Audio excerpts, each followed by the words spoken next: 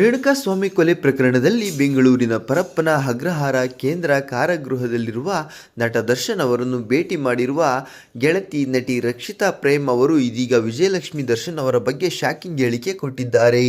ಹಾಗಾದರೆ ಏನಿದು ಸುದ್ದಿ, ಅದೆಲ್ಲ ಸಂಪೂರ್ಣವಾಗಿ ನೋಡೋಣ ಬನ್ನಿ.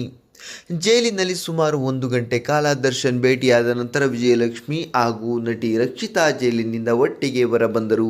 ಈ ವೇಳೆ ಪ್ರತಿಕ್ರಿಯೆ ಪಡೆಯಲು ಮುಂದಾದ ಮಾಧ್ಯಮಗಳಿಗೆ ಯಾವುದೇ ಹೇಳಿಕೆ ನೀಡದೆ ಅಲ್ಲಿಂದ ನಿರ್ಗಮಿಸಿದರು. ಇದರ ಬೆನ್ನಲ್ಲೇ ಇದೀಗ ರಕ್ಷಿತಾ ಪ್ರೇಮ್ ಅವರ ಹಳೆಯ ವಿಡಿಯೋವೊಂದು ವೈರಲ್ ಆಗ್ತಿದೆ. ದರ್ಶನ್ ಯಾವಾಗಲೂ ಹೇಳ್ತಾನೆ, ನನ್ನ ಹೆಂಡತಿ ತುಂಬ ಕೋಪ ಮಾಡಿಕೊಳ್ತಾಳೆ ಎಂದು.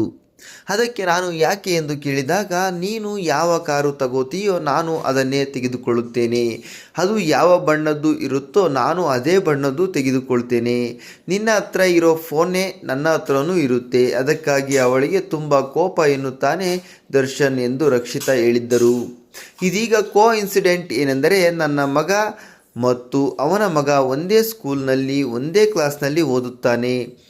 ಶಾಲೆಗೆ ಹೋದಾಗ ನಾವಿಬ್ಬರು ಮೀಟ್ ಆಗುತ್ತೇವೆ ಅಂತ ಫ್ರೆಂಡ್ಶಿಪ್ ನಮ್ಮದು ಎಂದು ನೆನಪಿಸಿಕೊಂಡಿದ್ದಾರೆ ರಕ್ಷಿತಾ ಅವರ ಬಗ್ಗೆ ನಿಮ್ಮ ಅನಿಸಿಕೆ ಅಭಿಪ್ರಾಯಗಳನ್ನು ತಪ್ಪದೆ ಕಮೆಂಟ್ ಮಾಡಿ ತಿಳಿಸಿ.